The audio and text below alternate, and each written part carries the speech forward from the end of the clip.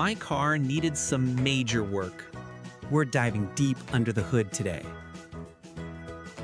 Getting inside this engine bay is like navigating a maze. Out with the old, in with the new. And then there's the turbocharger. It's grimy, but I'm giving it some love. After all that work, seeing these gears and belts spin perfectly is pure satisfaction. And for those rough roads, don't forget the rugged suspension. So much goes into keeping your ride ready.